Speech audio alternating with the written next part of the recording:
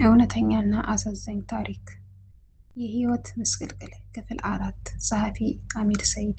አሰላሙ አለይኩም ወራህመቱላሂ ወበረካቱ። ውድና የተከበራችሁ የቻናሌ ቤተሰቦች በሀገርም በውጭም ያላችሁ ሰላማችሁ ብዙ ትተረፍረፍ ይበልልኝ እያልኩኝ ለቻናሉ አዲስ የሆናችሁ ላይክ፣ ሰብስክራይብ እያደረጋችሁ ቤተሰብ የሆኑ ነባር የሆናችሁም ላይክ፣ ሼር በማድረግ ተባበሩኝ።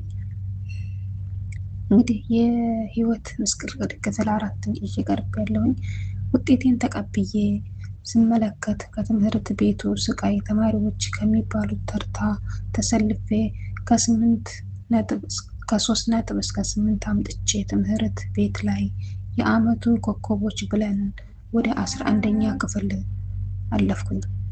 ማትሪክ ከብዙ ልጆች ጋር አለያየን። ሁሌም ማጣት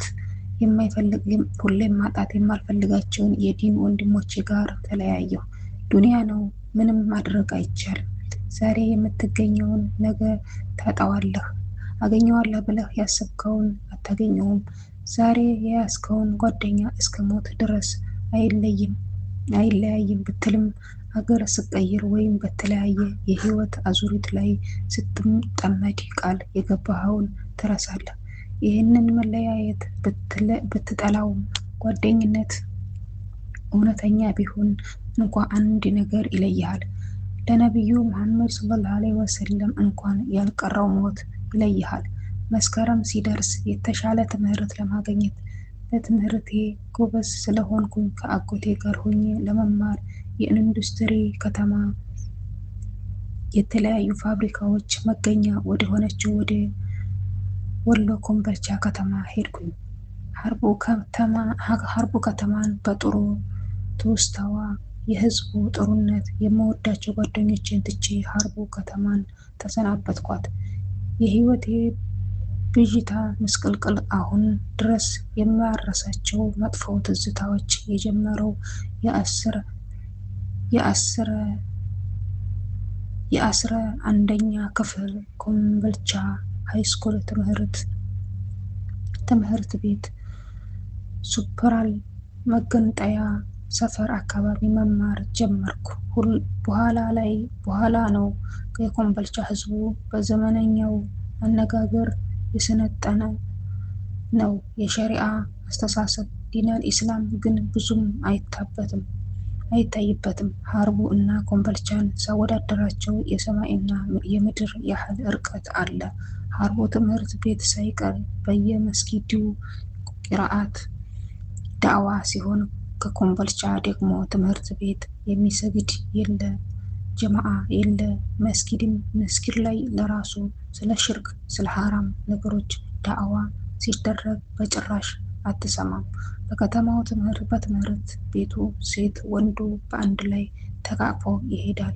ሙስሊሙ ወንድ ክርስቲያን ሴት፣ ክርስቲያኑ ወንድ ሙስሊሟን ሴት ያፈቅራል።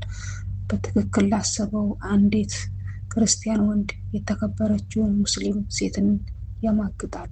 እንዴት እህቴ ባትሆን የዲን እህቴ አይደለች እንዴ የሚል አሳቤ ውስጤን ያቀጥነዋል።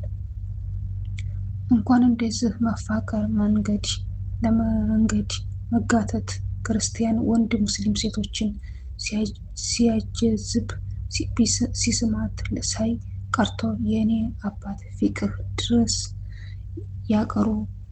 ያቀሩ ካፊር የሚል አንቀጽ ወይንም ሙርተድ ከዲኑ ያፈነገጠ የሚለው ላይ አላህ በጀሃነም እሳት እንደሚቀጣቸው ንባብ ሲደርሱ አዑዙ ቢላህ ይሉና ይሸፈናሉ።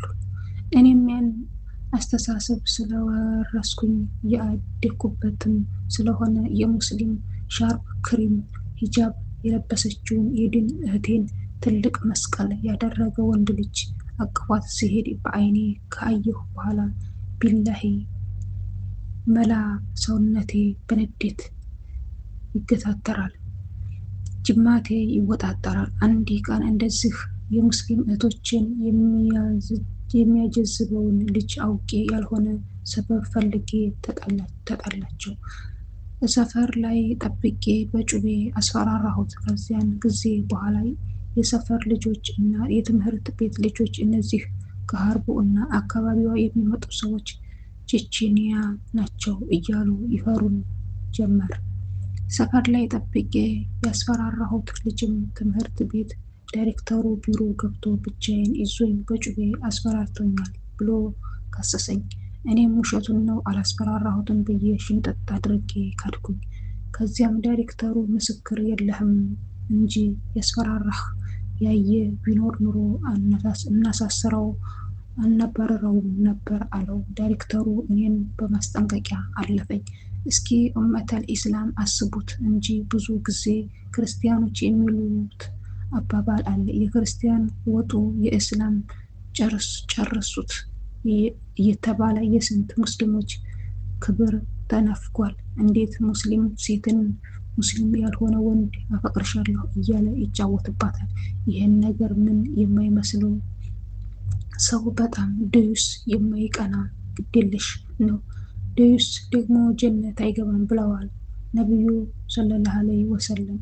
የዚናን ሐራምነት የማያውቅ በስሜት የሚነዳ ሙስሊሞች ንጽህናቸውን ስለሚጠብቁ ይመቻሉ እያለ የፈለገውን ይሰራል። አላህን የማያውቅ እንዴት ለሙስሊም ሴት ልጅ ክብር ይኖረዋል?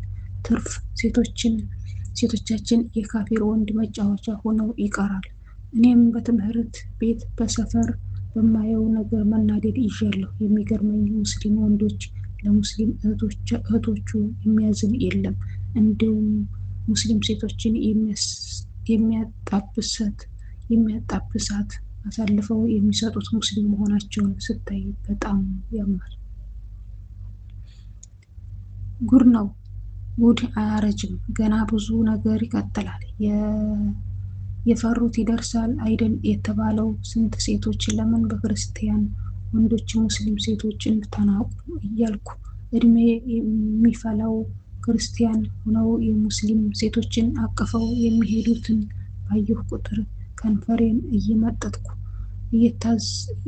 እየዛትኩ የሚሄደው ጠንካራ የነበርኩት እኔው አንዋር በጊዜ ብዛት አብራን አንድ ትምህርት ቤት ከምንማር ከአንዲት ክርስቲያን ልጅ ጋር ስሟም ሰብለ የምትባል ልጅ ጋር በተለያየ ምክንያት መቀራረብ ጀመርኩኝ።